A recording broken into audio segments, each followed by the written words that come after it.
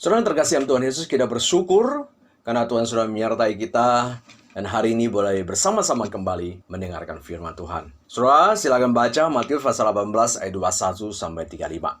Sebelum kita mendengar firman Tuhan, mari kita masuk dalam doa, kita minta Tuhan yang memimpin kita.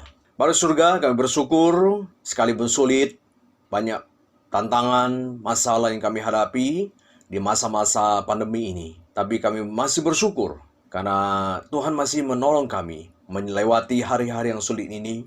Terlebih kami masih boleh mendengarkan firman Tuhan. Oleh sebab itu Tuhan, hari ini kami kembali bersama-sama ingin merenungkan firman Tuhan. Kiranya firman Tuhanlah menjadi pengajar kami yang terbaik, penghibur, sehingga kami boleh menjalani hari-hari tetap sesuai dengan firman-Mu. Berkati waktu ini Tuhan, pakailah kami, berikanlah konsentrasi, kemampuan kepada kami untuk memahami firman Tuhan. Berbicara kepada kami, Tuhan Yesus, kami berdoa. Amin.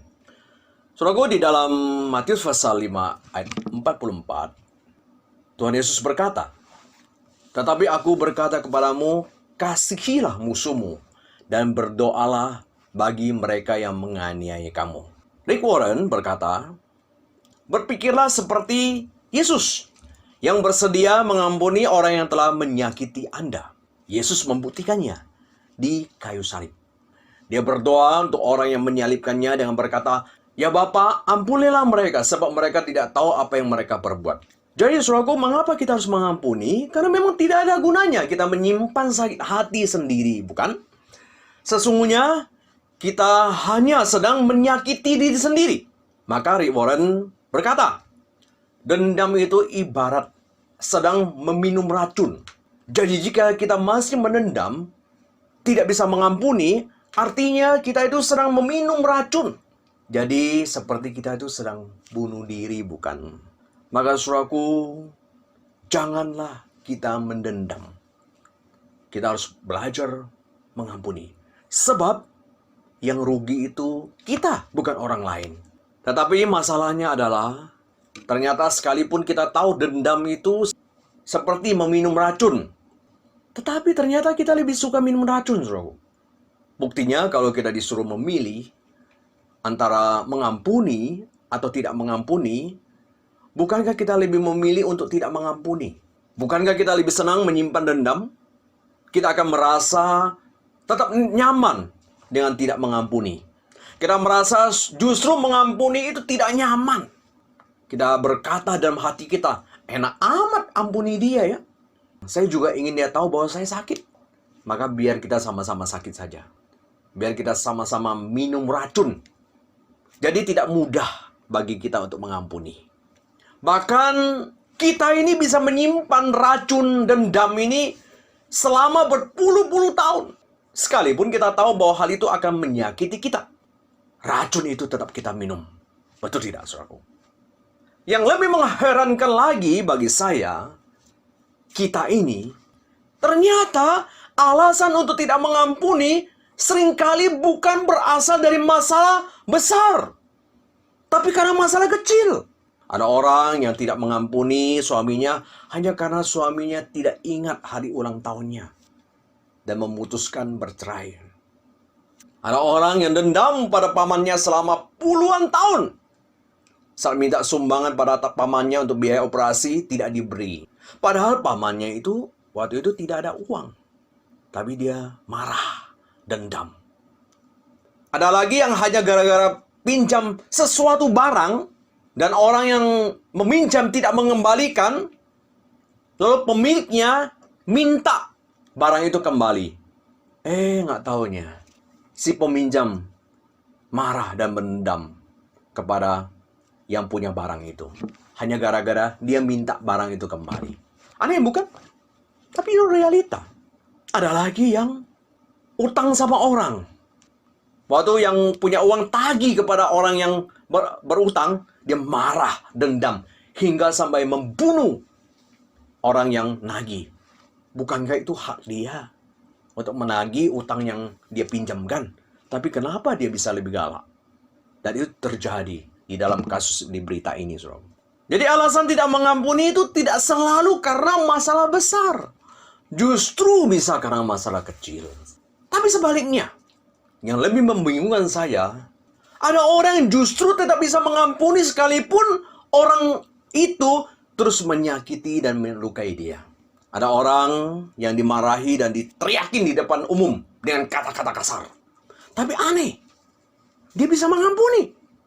Sehingga saat orang bertanya, gimana perasaanmu ketika kamu dimarahin, dibentak di depan orang? Saudaraku, dia cuma jawab, apa-apa, saya sudah memaafkan dia. Kok bisa? Setelah diselidiki, ternyata ya orang yang marah itu setiap bulan memberikan uang kepada orang yang dimarahin itu. Memberikan bantuan keuangan. Jadi, dia bisa mengampuni. Dia bisa memaafkan orang yang marah dia walaupun sudah dipermalukan di depan umum. Karena dia dikasih uang. Ada lagi yang lebih hebat lagi. Seorang wanita dilukai oleh seorang laki-laki. Atau ada lagi yang berkali-kali ditipu, dikasarin, dimarahin, dibentak. Tapi tetap bisa mengampuni. Mengapa, saudaraku? Ternyata laki-laki yang melukai wanita tersebut adalah anaknya sendiri. Bukankah seperti itu? Kita lihat. Ada seorang ibu diperlakukan apapun oleh anaknya. Dibentak, diapain. Tetap seorang ibu akan mengampuni anaknya itu. Jadi saudaraku, menjadi pelajaran kita pertama, ternyata pengampunan kita itu berdasarkan kepentingan. Jadi yang menguntungkan bagi kita bisa mengampuni. Sekalipun dia sudah menyakiti kita. Yang tidak menguntungkan kita tidak bisa mengampuni sekalipun karena masalah kecil. 2. Pengampunan kita itu berdasarkan objek.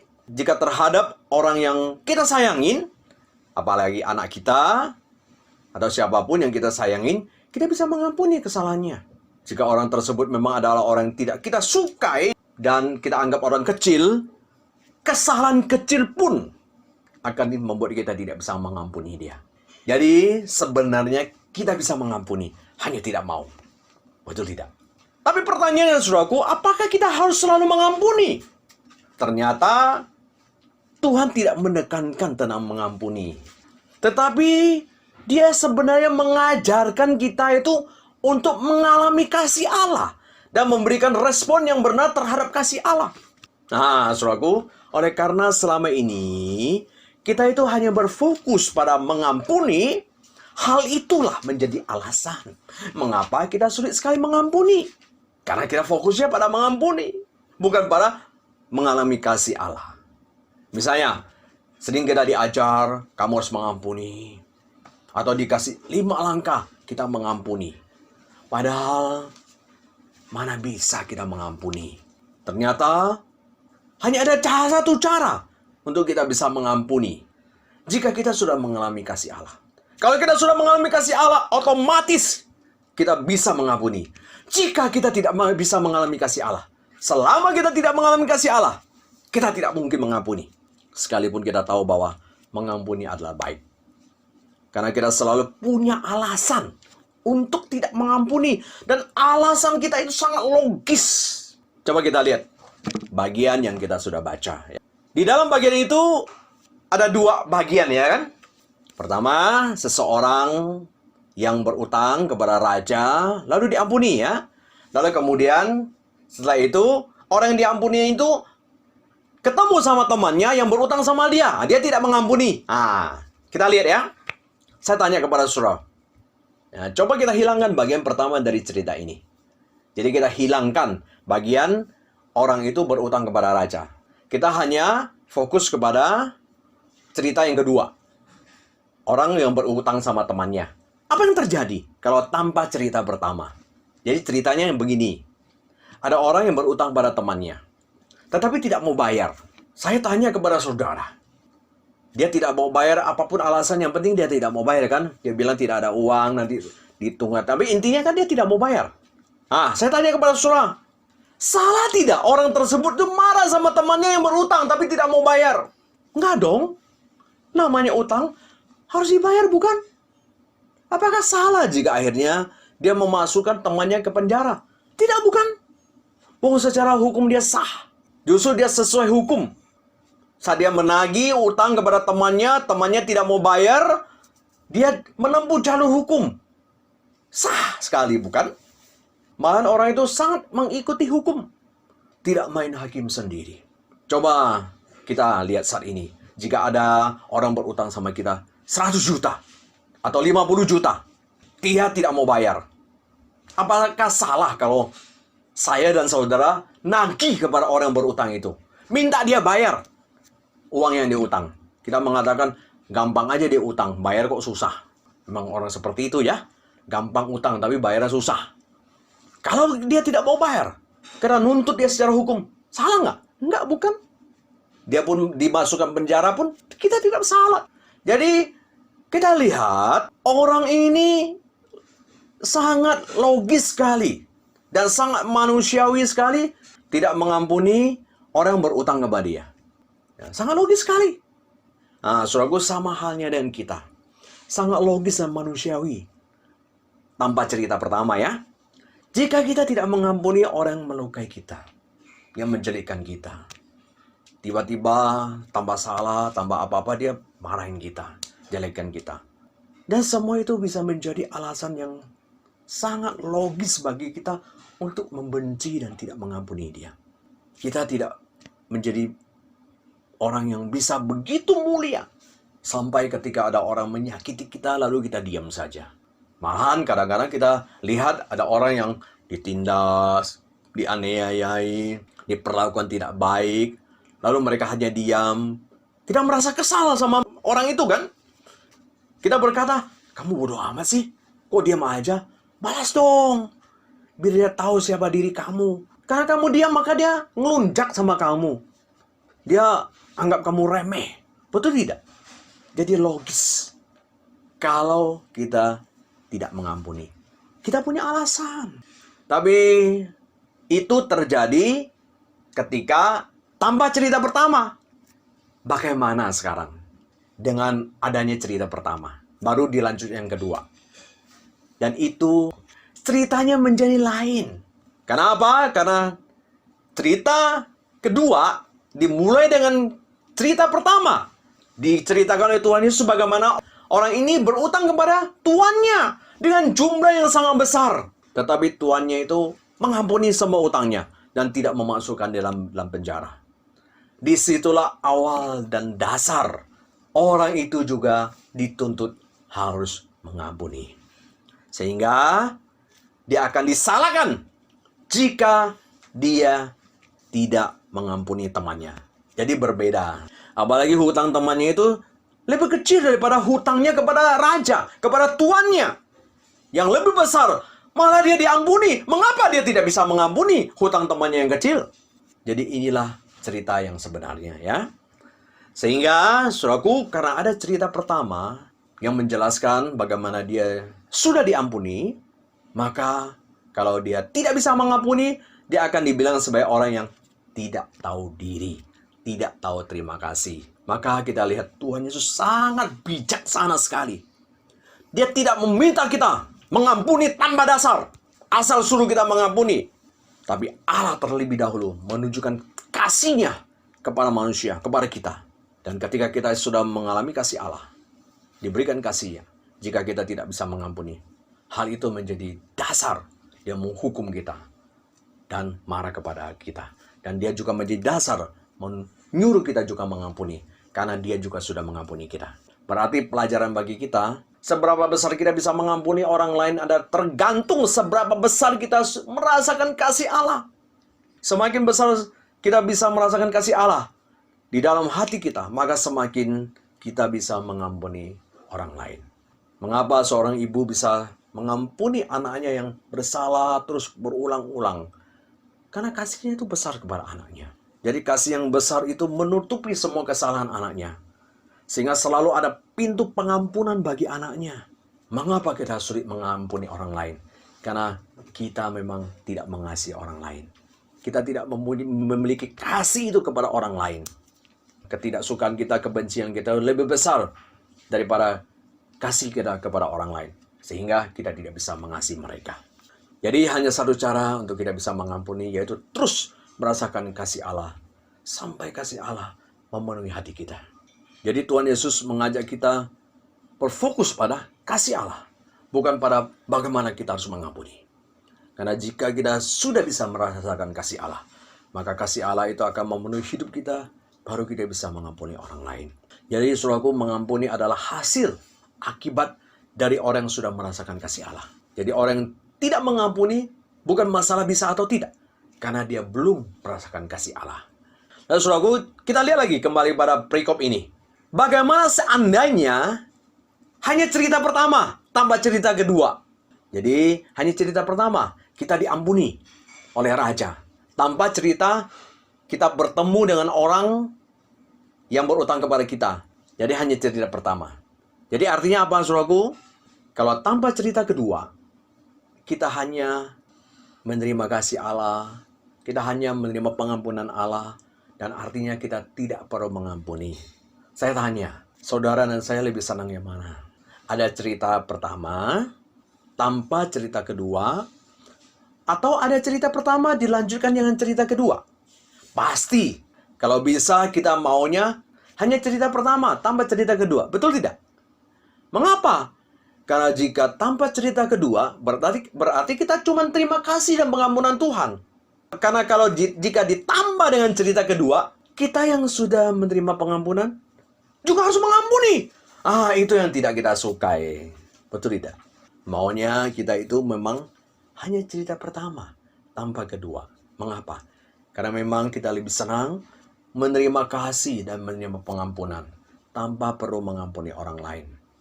Masalah menjadi sulit, ternyata kita tidak boleh hanya menerima kasih dan pengampunan. Kita juga dituntut untuk mengasihi dan mengampuni orang lain. Lihat saja ya, saat kita bersalah, kita meminta orang lain harus mengampuni kita. Jika mereka tidak mau mengampuni kita, kita malah lebih galak. Kita marah dan mengatakan orang itu, orang Kristen macam apa. Orang ini jahat sekali. Masa orang sudah minta maaf, tidak mau mengampuni. Kepada Tuhan kita juga seperti itu kan. Tiap hari kita minta ampun. Kita minta Tuhan mengampuni dosa kita.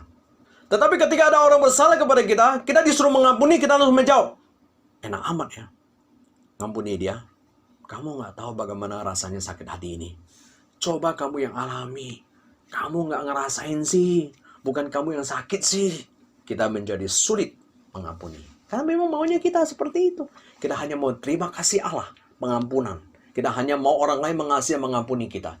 Tapi ketika kita disuruh untuk mengampuni orang lain, kita sudah menjadi berat. Jadi mengampuni adalah berbicara tentang seberapa besar kita merasakan kasih Allah. Jika kita bisa merasakan kasih Allah, maka kita pasti bisa mengampuni. Lalu pertanyaannya adalah bagaimana kita bisa merasakan kasih Allah sehingga kita bisa mengampuni. Yaitu kita perlu belajar melihat semua berkat yang Tuhan berikan kepada kita itu bukan hal yang wajar. Saudara, masalah yang menghalangi orang tersebut sulit merasakan kasih Allah karena dia melihat kasih dan pengampunan daripada tuannya itu adalah wajar. Ada dua hal yang sering kita anggap kasih Tuhan itu wajar. Sehingga kita sulit sekali merasakan kasih Allah. Dua alasan ini kita lihat ya. Mengapa kita selalu menganggap kasih Tuhan itu wajar. Pertama, kita anggap kebaikan Tuhan itu memang wajar. Kita lihat orang ini. Dia sudah begitu banyak menerima kasih dari tuannya. Tetapi mengapa dia tidak bisa mengampuni orang lain? Padahal kalau kita lihat utangnya yang sangat banyak dihapuskan. Dia diampuni sehingga tidak dimasukkan dalam penjara. Wah saudara, apa kurangnya kasih raja tersebut? Ya, tetapi dia tetap tidak bisa merasakannya. Mengapa saudaraku? Dan kita lihat malahan pengampunan raja, kasih raja itu tidak membuat dia sadar bahwa dia adalah orang lemah. Yang kalau hari ini bisa hidup karena kemurahan dan kasih raja. Harusnya dia berpikir begitu bukan? Karena Alkitab berkata, raja mengampuninya karena belas kasihan. Ternyata pengampunan raja bukan membuat dia sadar bahwa dia adalah manusia yang lemah yang hanya bisa hidup karena anugerah dan belas kasihan raja. Tapi dia justru melihat pengampunan raja membuat dia sombong. Karena dia melihat mengapa tuannya bisa mengampuni dia dengan menghapuskan hutang sebesar itu. Dia mungkin berpikir, wah lihatlah, raja begitu baik pada saya. Dia begitu hormat pada saya.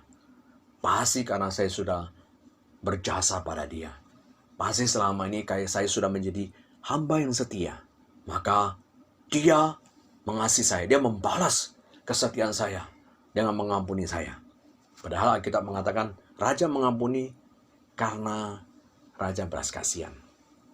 Nah, inilah yang kita alami. Sampai hari ini kita sehat, kita lancar, kita cukup makan dan tidur.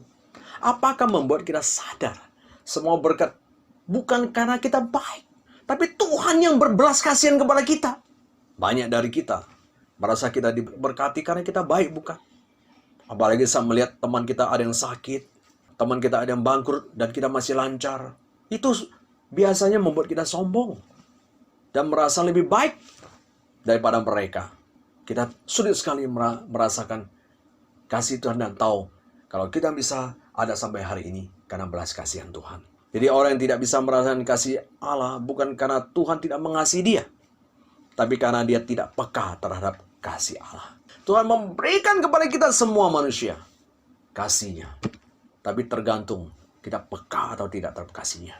Berkat Tuhan yang selama ini kita ada, seringkali kita anggap sebagai karena jasa kita, bukan karena kemuliaan Tuhan. Kita anggap karena kita memang rajin ke gereja, baca Alkitab, berdoa, dan membantu orang lain. Jadi wajar dong sekarang saya hidupnya lebih baik dan diberkati. Karena saya hidupnya cukup baik hari ini. Lalu kemudian kita minta lebih lagi kepada Tuhan. Dan kita hidup seenaknya, beribadah seenaknya. Karena kita anggap ya semua berkat karena kehebatan saya. Tapi saat ini kita lihat, kerja keras kita pun tidak ada gunanya. Kepintaran kita menjadi tidak berguna lagi. Jadi selama ini saudaraku, sebagai berkat yang kita terima itu tidak wajar. Tidak pantas kita terima. Karena siapakah kita? Kita adalah manusia yang berdosa, yang harus dihukum, menderita. Tapi Tuhan tetap mengasihi, memberkati kita. Lihat saja saudaraku, dulu kita beribadah sembarangan, memberikan persembahan semaunya. Kita pun tetap diberkati. Karena kesetiaan Tuhan, belas kasihan Tuhan. Jadi berkat Tuhan itu tidak wajar. Tidak harus kita terima. Lihat aja sebelum kita pandemi ini, bagaimana pelayanan kita. Bagaimana kesetiaan kita kepada Tuhan. Nggak ada kita yang setia. Nggak ada yang kita tidak mengeluh pada Tuhan. Nggak ada kita memberikan persembahan yang dengan tepat. Siapa di sini memberikan perpuluhan dengan tepat? Siapa di sini memberikan persembahan sesuai dengan kemampuannya? Siapa di sini kita melayani dengan sungguh-sungguh? Datang dengan baik-baik sesuai waktu Tuhan. Bukan kita yang seenaknya. Tapi Tuhan tidak berkati kita dulu. Karena semuanya karena belas kasihan Tuhan kepada kita. Saudaraku, jikalau kita bisa melihat, kalau kita bisa hidup sampai hari ini, bisa bekerja sampai hari ini, bukan sesuatu yang wajar, tapi karena belas kasihan Tuhan, baru kita bisa menghargai kasih Allah.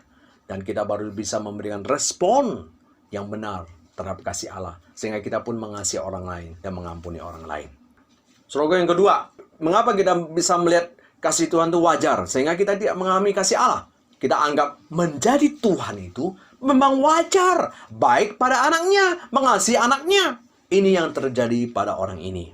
Orang ini, saudaraku, dia melupakan kebaikan Tuhan karena menganggap bahwa wajar Tuhan itu baik pada hambanya. Tuhan itu kan seorang yang kaya. Dia masih banyak harta sekalipun menghapus hutang saya. Wajar dong dia ampuni saya karena saya kan hambanya. Wajar dong ya, saya tidak bisa mengampuni karena kan saya beda dengan Tuhan saya. Saya kan uang sedikit, nggak banyak. Ya saya butuh dong uang yang teman saya utang itu. Saya wajar dong ambil kembali. Saya tidak kaya, beda dengan raja saya, beda dengan Tuhan saya. Dia kan orang kaya. Beri sedikit pun tidak pengaruh apa-apa terhadap keuangannya. Tapi kan saya butuh. Nah, saudaraku, jadi orang itu menganggap wajar tuannya mengasihi hambanya karena dia kaya. Bukankah itu yang kita lihat saat ini juga ya? Ketika kita lihat ada orang kaya, miliarder, bantu orang miskin. Kita gimana melihat hal itu? Kita bangga seperti apa nggak? Enggak, kita selalu berkata, ya wajar kan dia orang kaya. Ya memang orang kaya harus berbagi-bagi lah. Ya, daripada dia foya-foya, daripada dia habisin tuh, dia bantu orang miskin dong, wajar dong. Atau juga ada saat bos memberikan bonus ya, ngajak kadernya makan. Nah, kita selalu menganggap wajar lah bosnya, memang haruslah Dia baik sama kita, sama karyawannya. Ajak deh kita sekali makan supaya kita senang. Saudara, ada anak yang dinasihati oleh papanya berkata, kamu kok tidak terima kasih pada papa yang sudah berikan kepada kamu uang jajan, berikan kamu yang kau tak butuhkan. Nah, anak itu jawab apa? Ya memang kewajiban orang tua untuk hidupin anak. Kan sudah resiko punya anak. Jadi jarang ya ada anak yang ketika menerima sesuatu, aduh terima kasih banget sama orang tuanya ya. Jarang seperti itu bukan? Karena memang anak menganggap wajar orang tua itu sayang anaknya. Wajar dan harus orang tua memenuhi kebutuhan anaknya. Padahal kan belum tentu ya. Maka sekalipun anak itu diberikan motor, iPhone, mobil, ya dianggap biasa aja. Coba saudara beliin HP atau motor kepada tetangga. Waduh, pasti terima kasihnya nggak habis-habis. Kenapa? Karena nggak wajar. Sesuatu yang luar biasa ada seorang memberikan motor, HP kepada tetangganya bukan anaknya sendiri. Orang itu pasti syukurnya bukan main. Maka HP-nya yang lama dan bagus pasti diberikan kepada orang lain. Sebagai respon terhadap kasih yang dia terima daripada tetangganya. Nah, di dalam relasi dengan Tuhan, kita juga sering menganggap Tuhan memelihara kita itu wajar. Memang dia adalah Tuhan, jadi kewajiban Tuhan untuk mengasihi kita. Jadi wajar kalau dia bisa mengampuni, di atas kayu salib dia bisa berdoa, kan dia Tuhan. Wajar dong, karena dia juga penuh kasih. Kalau kita kan susah. Nah itu yang kita pikirkan. Jika kita bisa lihat semua yang kita terima itu tidak wajar, kita berkata, siapakah kita ini? Bukankah kita ini adalah orang berdosa? Kita sudah berontak kepada Tuhan. Tapi mengapa Tuhan tidak mengasihi saya? Nah, saudaraku, menganggap Tuhan wajar mengasihi, harus kita atasi, harus kita buang. Jika kita menganggap kasih Tuhan wajar, itu akan menjadi penghalang bagi kita untuk menerima berkat yang Tuhan yang lain juga. Karena akhirnya jika kita tidak mengampuni orang lain, kita juga tidak akan diampuni. Kita tidak akan dikasihi. Bagian inilah yang menjelaskan kepada kita bahwa pengampunan memang harus diberikan. Tapi jika orang yang sudah diampuni dan dikasihi, jika orang yang sudah dikasihi tidak memberikan respon yang benar, malahan bertindak lebih buruk seperti orang tersebut, setelah menerima kasih yang melimpah, tapi tidak memberikan respon yang benar, tidak mengampuni temannya, maka pengampunan dari Tuhan bisa dicabut. Itulah yang Tuhan Yesus ajarkan, bukan? Saat orang itu sudah menerima kasih Allah dari tuannya, tapi dia tidak mengampuni orang lain, maka Tuhan cabut kasih dan pengampunan orang tersebut dan memasukkan dalam penjara. Akibat dari kita tidak meresponi dengan benar kasih Allah, maka kasih Allah bisa dicabut. Hal itu yang Tuhan tunjukkan, bukan? Di mana orang tersebut tidak meresponi dengan baik kasih Allah, maka kasih Allah dicabut dan dia dimasukkan dalam penjara. Maka jadi mengampuni 70 kali 7 bukan berarti tanpa batas. Bukan berarti tetap mengampuni orang tersebut terus-menerus sekalipun orang itu tidak berubah. Tapi lebih kepada bahwa kita harus lebih dulu mengampuni seseorang dan kasih yang tanpa batas seperti dalam cerita pertama. Tetapi jika dia tidak memberikan respon yang tepat, maka pengampunan boleh dicabut. Itu yang dilakukan oleh raja kepada orang tersebut, bukan? Saat dia sudah menerima kasih, dia tidak mengampuni orang lain, dia tidak memberikan respon yang tetap, dia dicabut kasihnya. Pengampunannya dicabut. Dia yang dimasukkan dalam penjara. Dan itu yang dijelaskan oleh kitab, kan? Kita lihat Yesus berkata, karena jikalau kamu mengampuni kesalahan orang lain, Bapamu yang di surga akan mengampuni kamu juga. Tapi jikalau kamu tidak mengampuni orang, Bapamu juga tidak akan mengampuni kesalahanmu. Matius pasal 6 ayat 14 sampai 15. Dan hal itu juga ditegaskan dalam Matius pasal 18 ayat 35. Maka Bapakku yang di surga akan berbuat demikian juga terhadap kamu apabila kamu masing-masing tidak mengampuni saudaramu dengan segenap hatimu. Jadi memberikan pengampunan ada syaratnya. Hanya syaratnya berbeda dengan biasa yang kita berikan. Biasa kita berikan begini. Kalau kamu mengampuni saya baru bisa mengampuni kamu. Tapi prinsip Tuhan berbeda. Prinsip Tuhan adalah dia memberikan kasih yang besar dulu kepada orang. Tanpa syarat.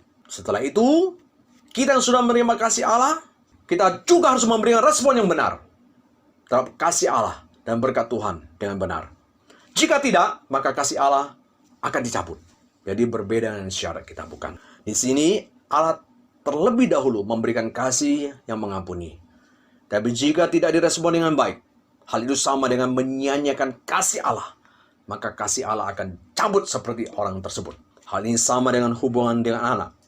Semua anak kita berikan kasih. Tapi tidak semua anak bisa memberikan respon yang tepat bukan terhadap kasih yang kita berikan. Kadang-kadang kita bingung ya. Kenapa sih ada anak yang sama-sama dididik, sama-sama dikasih dengan kasih yang sama, tapi hasilnya kok beda? Jadi bukan orang tua yang tidak mengasihi anak, tapi anak yang tidak menghargai kasih orang tua. Karena dia menganggap remeh, menganggap wajar, menganggap kewajiban kasih orang tua ini. Sehingga dia tidak meresponinya dengan baik. Tidak menghargai kasih orang tua. Demikian juga relasi kita dengan Tuhan, bukan? Semua kita sudah menerima kasih Allah.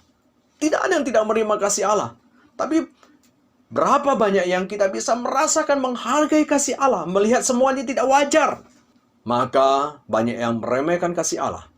Dan akhirnya Tuhan cabut akan kasihnya. Tapi yang menghargai kasih Allah, Tuhan tidak memberikan pengampunan kasih kepadanya. Soal itu yang kita lakukan. Kalau kita mau jujur, sebelum pandemi ini, Tuhan sudah memberikan kesehatan kepada kita, tapi kita sia-siakan bukan? Kita tidak pakai dengan baik. Kita tidak pakai untuk Tuhan.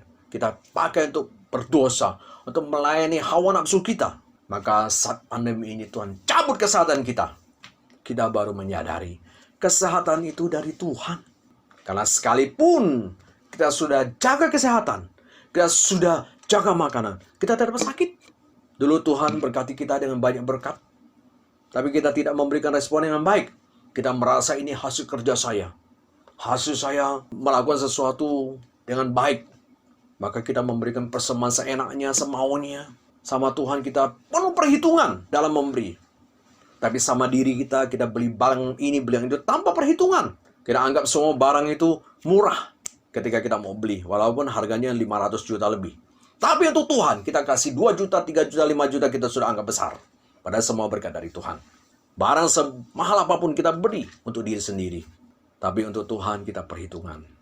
Bahkan kadang-kadang kita beri barang bekas lagi untuk Tuhan. Sekarang Tuhan cabut berkat kita. Kita baru tahu semua dari Tuhan. Maka selama masih ada kesempatan, kita harus belajar memakai berkat dan kasih Tuhan dengan memberikan respon yang baik. Jangan sampai Tuhan cabut berkat tersebut, kasih tersebut, baru kita menyesal. Karena Tuhan tidak bisa dipermainkan. Jika Tuhan tarik kasihnya, cabut kasihnya, itu karena kita menganggap sepi kemurahan Tuhan dengan hidup dalam dosa. Penyesalan pun sudah terlambat. Saudaraku, siapa yang Tuhan hukum tidak boleh masuk Kanaan? Bukankah mereka yang sudah dikasihi dan dibebaskan daripada Mesir? Tapi mereka tidak memberikan respon yang benar dengan kasih Allah. Mereka hanya mengeluh, menyalahkan Tuhan. Maka Tuhan hukum mereka yang keluar daripada Mesir tidak boleh masuk Kanaan. Karena Tuhan tidak mau kasihnya dipermainkan. Siapa raja yang Tuhan hukum? Bukankah Saul yang sudah diberikan kasih, diberikan kesempatan menjadi raja sekalipun dia adalah suku terkecil di antara orang Israel. Tapi Tuhan kasih dia kesempatan menjadi raja. Tapi karena dia tidak bisa merespon kasih Allah yang baik, tidak mempergunakan jabatan yang baik, maka Tuhan turunkan dia. Karena kasih Allah tidak bisa dipermainkan.